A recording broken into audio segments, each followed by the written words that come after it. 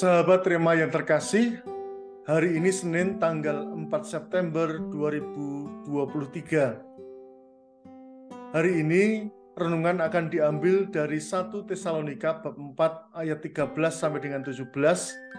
Ada satu kalimat yang menarik yang akan kita jadikan tema, yaitu jangan berduka cita.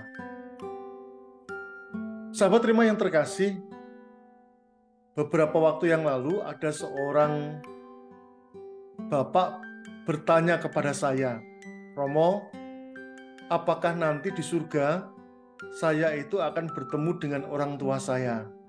Saya akan mengenal mereka. Apakah saya akan mengenal kemenakan saya? Apakah saya akan mengenal kakek dan nenek saya? Bukankah ketika kita di surga, kita itu juga berkumpul dalam satu keluarga?"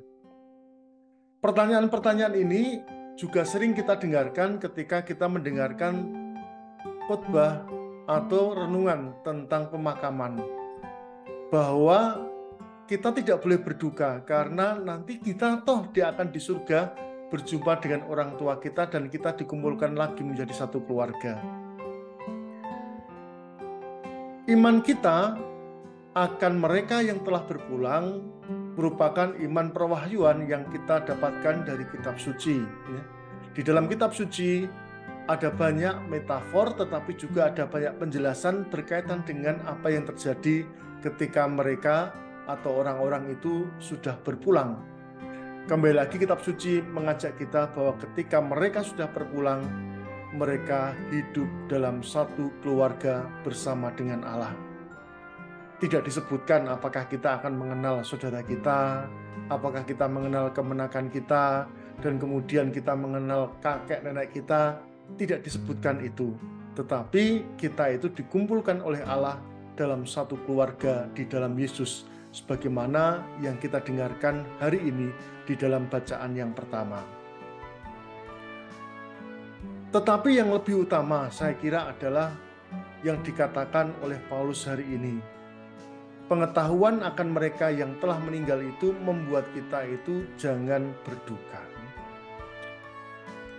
Pengalaman duka ini pengalaman yang tidak mudah dihadapi oleh setiap orang, ya. Kita semua mengalami duka.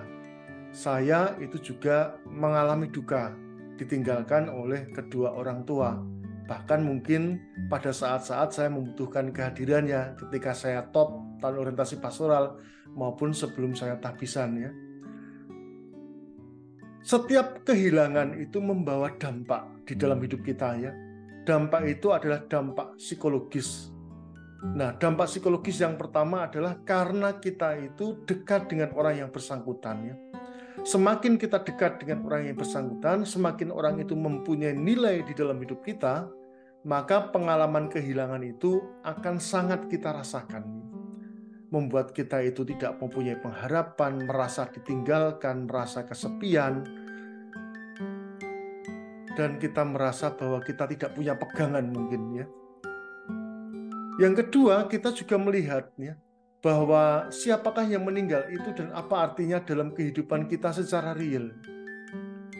Kehilangan seseorang dalam hidup kita, terutama yang memegang kekuatan ekonomi di dalam keluarga, itu juga mengubah cara hidup keluarga.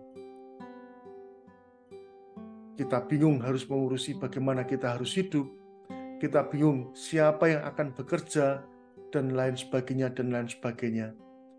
Intinya sederhana, bahwa pengalaman duka adalah pengalaman yang kita alami sebagai pribadi, sebagai manusia, dan tidak dapat kita bandingkan satu sama lain. Seakan-akan saya lebih berduka dan kamu lebih berduka. Nah, penting bagi kita adalah hadir bersama dengan rekan kita yang berduka. Hadir bersama dengan rekan kita yang berduka itu adalah sebuah pastoral dan keutamaan yang luar biasa. Tidak banyak penghiburan dan kata-kata yang dapat kita berikan kepada saudara-saudari kita yang sedang berduka. Kita memberikan kesempatan bagi mereka untuk berduka, ya.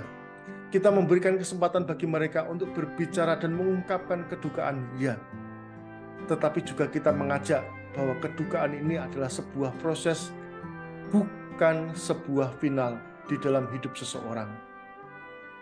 Sebagaimana orang beriman, kita diingatkan bahwa pengalaman kedukaan itu hanya terjadi dalam tahap-tahap hidup kita secara okasional, bukan sebagai sebuah pengalaman yang tetap.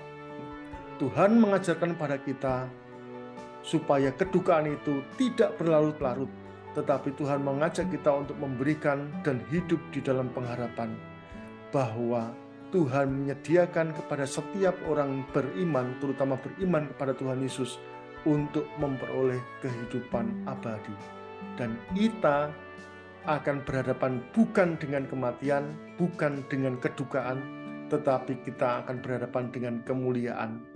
Kita berhadapan dengan kebangkitan, kita berhadapan dengan sukacita abadi bersama dengan Allah di surga.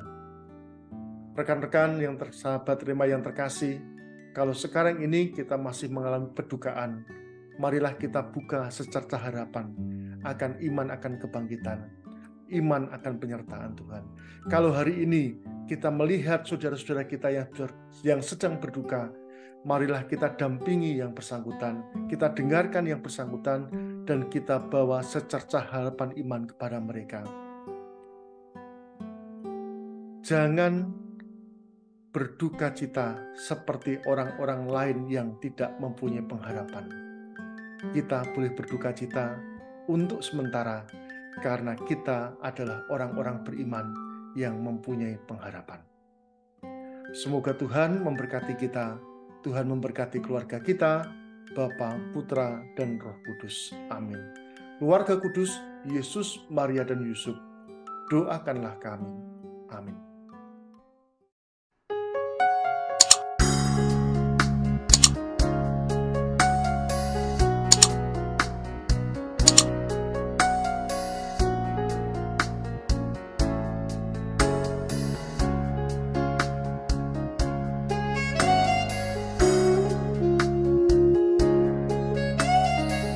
Sahabat Rema, sampai jumpa dalam program berikutnya.